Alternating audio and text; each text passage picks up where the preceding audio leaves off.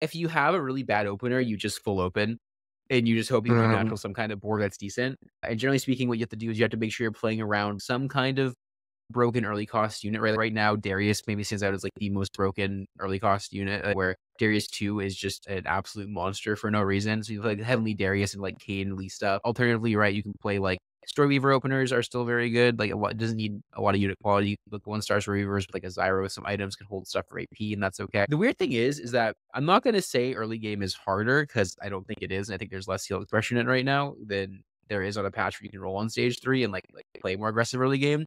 But there is certainly skill expression to be able to understand like how to make your strongest board every single turn and like what little adjustments can save you a little bit of HP.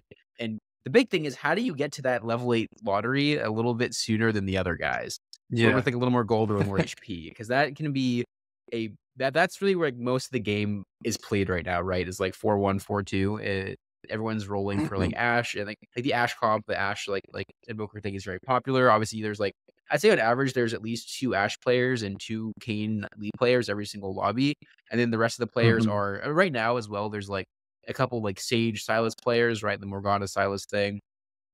There's like maybe one Kaisa player, and then there's like one Faded player rerolling Sidra.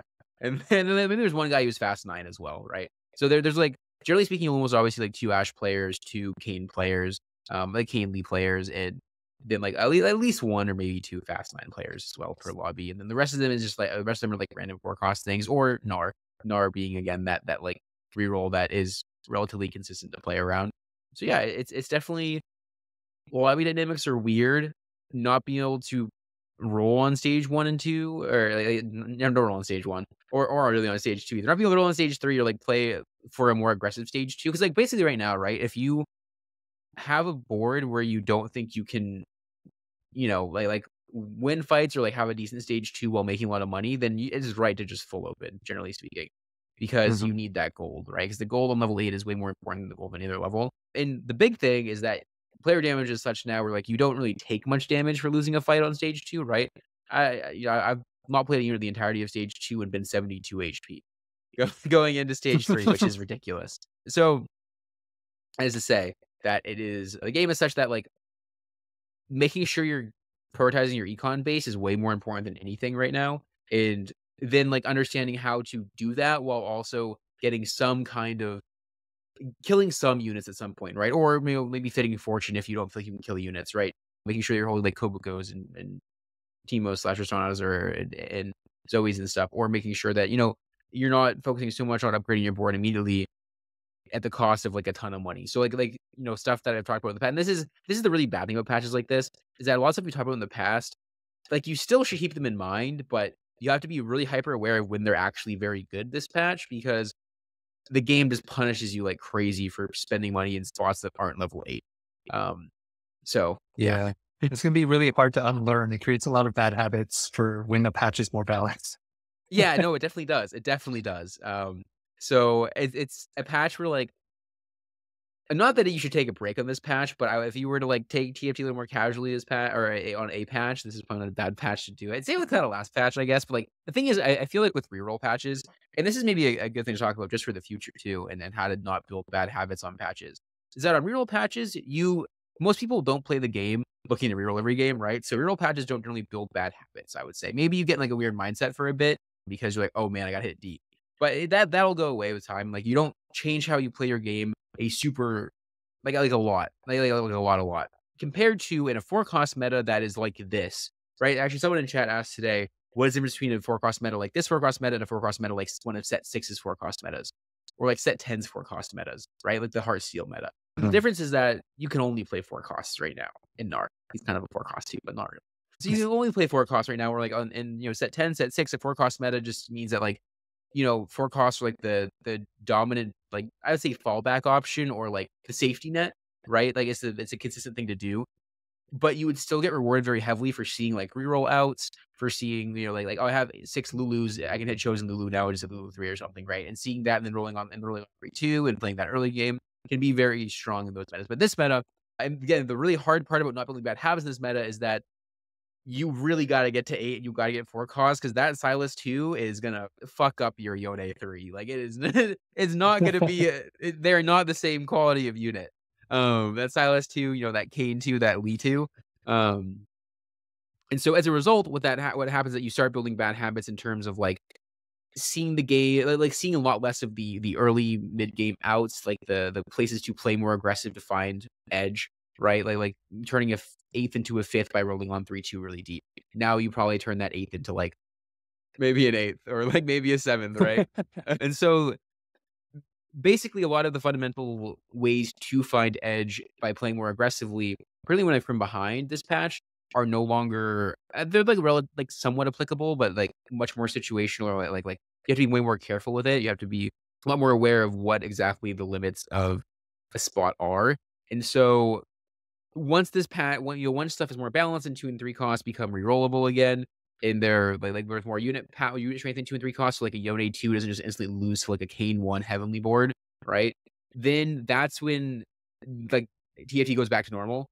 But until then, people are gonna be building up habits, and this is the thing you want to avoid, right? Building up habits of like playing a very econ dominated game, being very, very greedy, getting to level. If it was basically like treating the game as if, and this is something I've preached about a lot, right? Especially, I mean, in our circuit session as well, that the game does not start on level 8. The game or on 4-1 or 4-2. The game is not what you end up on. The game is like there's so much going to be played on stage 2 and 3, except for this patch. There's not a lot of gaming played on stage 2 and 3. So you know what? Keep that in mind. If you keep that in mind, that it's okay not to play stage 2 and 3 this patch, but in general, you still have to play stage 2 and 3 once this patch is over. That's how you can avoid making that bad habit. Because that's the distinction, right? Because I think once you know that is when you know that where the distinction is, you can make sure to separate it mentally. And so you say, okay, 2 and 3 costs are good again. I can shift from that greedy mentality to saying that stage 2 and 3 matter again. So that's what I would say would be the key point to keep in mind is that right now stage 2 and 3 don't matter that much, but that will come back into play once the game settles a bit. I hope. God, I hope so. Okay, sounds good. Yeah, I think part of the other challenge right now, given that it is a forecast lottery, it somewhat reminds me of the Heartsteel meta where like everyone was Yes. rolling down on 4-2, 4-1 if you were extra rich to try to beat everyone to the punch. But I think part of the challenge has been if you miss your forecast, like your primary forecast, like how do you find your backup outs? So like I think in the beginning everyone was playing Kane, but then people started realizing, well, you can also use Lee and you can use Silas as backups.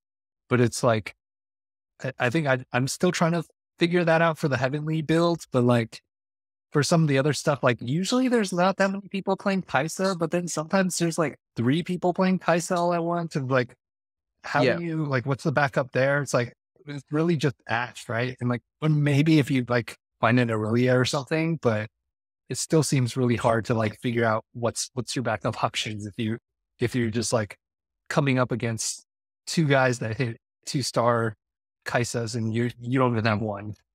Yeah, I think it's really important, and I think you're spot on that certainly some of the skill expression on a patch like this, and this is where a lot of people actually, I was talking to Gangly, and he said that this is what he likes to call an ego patch, where people like because the meta basically is like playing a bunch of random forecasts on your board, and so people will be like, "Man, I got Orin 2, Annie 2, Silas 2, Ash 2, no synergies. I'm a beast. I win every fight. I'm a beast." And so it's like a patch where that is to say, it's a patch where like there is edge to be found by like understanding what things are good and what things can hold items and what things are like what your other outs are when you miss.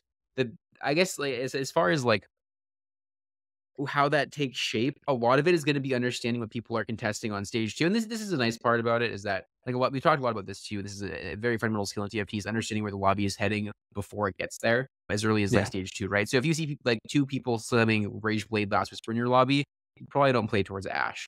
If you let's say you see 2 people playing like slamming Rage Blade Last Whisper and you see 2 people slamming like items for Kane and holding heavenly units, then you have a couple options, a couple decisions to make. One, what is open, right? Again, there's always that line where like you can reroll Syndra if you want. You can like carry FLS2 for a while, try to reroll Syndra and play the faded line if you have like AD items. And then not that you want to play AD Syndra, but like AD on Atelier, AD on AP on Syndra. You got to see, like, maybe you can fast line that game. Maybe you're just in a better spot than one of those Ash players, right? Which I think this is like one of the most important skills on a patch like this, and where a lot of skill expression can come from is like saying, okay, that guy has Rageblade Last Whisper, but the chance they hit Ash this game is when like this other guy is in a better spot for Ash and I'm also in a better spot for Ash is like pretty bad. So I'm gonna play Ash as well. And you just like force them off of the line almost, right? So spot recognition is really important and understanding when it's right to play for like AD items and also like which AD items commit you to certain things, right? Like Rage Blade generally commits you to Ashe, I would say, as far as like if you build like AD plus Rage Blade, you're playing Ashe or like maybe Aphelios for a bit, right? If you make like Shojin, you're probably playing one of the AP things. You can play Kaisa as well. It's actually a pretty good item right now because you play it on Kaisa and Morgana with the Sage stuff and like, but you know, I guess what I'm getting at is that you don't want to slam items that are too committal unless you're very sure that you have an edge in that line compared to other people contesting that line because you will be contested almost every game this patch, right? And so understanding what gives you the edge in that line in terms of like one getting there first or two, this happened to me today where I was beating like a 2-star 4 cost, like a 2-star version of my 4 cost because I just had a better like augmented item setup than them, right? And that can happen too. So understanding you know, how can you stabilize on Ashe 1? Like what do you need to be able to stabilize on Ashe 1 is really important. And being able to say like, okay, my spot for Ashe is good enough this game where I can be Ashe 1, like a Mumu 2, like maybe 1 2-star frontliner, like a Annie 2 or something, and I can be winning fights, right? That in that situation is probably like maybe you have like the porcelain augment, or like you hit early Lissandra, or like with like Rage Blade, Last Whisper, or like something on Ashe, and then maybe you hit like some other forecast or something. And so there are like conditions to be stable enough to play these 1-star versions of them. I think Kane is a big one where it's a little awkward because like if you don't 2-star them immediately, you're probably not 2-starring them for a long time because everyone's going to take them out of the pool. But there's a lot of Mhm. spots where you can just go 9 off of like Kane 1, Lee 1. And that's also another part of another big piece of where skill expression takes form this patch, where it's like, how much do I need to roll an 8 to be able to get to 9 and then use level 9 to like hit Lissandra and hit maybe some other 5 costs or mostly like your 2-star 4 costs and like basically get a font, right? Say in spots, I guess the long way of saying like in spots where you are contested and you feel like you're missing your carry, you miss your carry, more often than not, the issue with that spot was not that the issue with that spot, like, you just really need to play damage control, and we can talk about that in a second, but more often than not, what happened was that you just misidentified your spot in stage 2 and didn't play towards what you should have been playing towards, given the lobby dynamic in stage 2 and, like, what people are playing towards, or, you know, you should have known you just didn't get, like, the right items or, like, you didn't identify what the comp needed to be able to be stable on, like, a 1-star version of whatever carries leave. Because it's not that hard to find, like, an Ashe 1 if there's 2 Ashe players, right? You can still find the Ashe 1, it's just you won't find the Ashe 2, and so if you're confident enough that your resources are good, like, you have, like, triple combat augment that are, like let's say, like, you have 3 combat augments that are, like, super great for Ashe and perfect items on Ashe, then you can probably play Ashe 1 very successfully until one of them dies, more than likely, and then go from there. As far as damage control goes, because like, it is important still to be able to say, like, "Okay, well, I probably messed up in my line recognition in this game," or, like, my understanding of where the lobby was heading, and that's okay. So what else can I do? And so having an idea of what else can use the items is obviously very important, right? If you're playing Ashe, one of your best outs, I'd say, is like Irelia. Irelia 1 can do okay. It can probably save you a couple placements if you just like if you have like Rage Blade AD item on her. Obviously, Kaisa can be an out.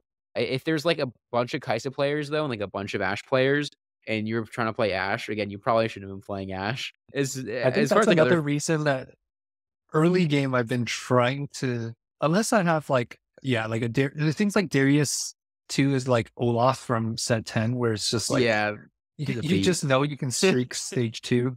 But if you don't have that Darius 2, I've just generally been avoiding slamming items so that I can scout what people are doing first. But Yeah, that basically means you're generally lose streaking stage 2. and that's so okay, right? Because you take like no damage right now. This is Yeah. maybe one of the first patch in forever where you know I have like a really good day today, like on my island like 1-1-1-1 basically, and I think every single game I had at least 3 items on bench the entirety of stage 3 because you know there really is like the game is such where you have to be really careful of where you're committing in terms of which forecasters you're playing around because again, like, if when stage 2 and 3 don't matter that much and you can afford to just you're saying like, "Okay, well, I don't lose that much HP anyways, and, like, I can afford to greed these components probably." And then what that means that results in, like, you getting, like, perfect items for whatever forecast you do hit. That's really impactful. It's, like, very, very impactful. And it's worth it because, again, stage 2 and 3, not super not super important right now. Certainly, you don't wanna just, like, full open all of stage 3 as well and then just be 10 HP, right, going to stage 4. But you certainly want to still find, like, ways to slam items and ways to kill units, but you know, playing aggressively is not necessary, and, like, even if you take, like, kinda bad losses, you'll still if you're taking kinda bad losses and playing, like, Fortune or taking kinda bad losses and playing towards, like, a super strong setup, right? Like that those time with that Ashe setup where, like, Ashe 1 can be stable. If you hit Ashe 2 when Ashe 1 could be stable, You're so chilling, right?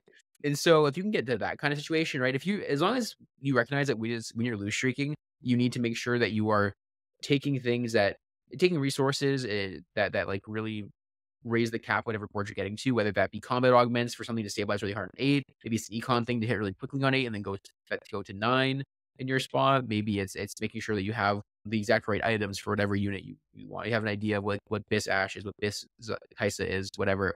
And that's why you're greeting your items. As long as you have some reason to do that, you'll probably be okay this patch. That might change again next patch with player damage going up later in the game, but kind of just honestly makes you wanna make sure you're not losing those fights even more, so it kinda makes you wanna greed even Yeah. more.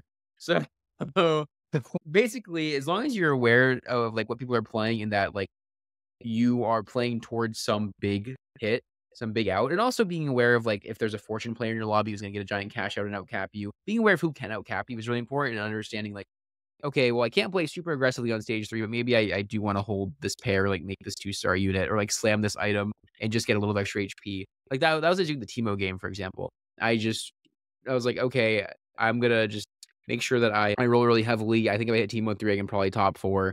This seemed to be a similar thing for, like, just saying I can, like, slam items on stage 3, right? I was willing to slam items really early because I knew that if I did, I saved enough HP. I could probably hit some 4 costs still and then just bleed out to a 4th, which I did. Or I think it was a 3rd or something maybe. It wasn't a great placement, obviously, but just to say that, like, there is still some room to recognize when it's okay to be aggressive mid-game. Just don't do it with your gold. Don't do it with your gold, 'cause your Mhm. gold is like the golden resource. No pun intended, the golden resource right now. And so if you wanna make this place of optimal item to kill more units on stage 3, go for it. If you feel like you can't play for the win anyways, if you feel like you need some kind of HP save in stage 3, but almost never hit D because those 4 costs, holy shit, they're so good.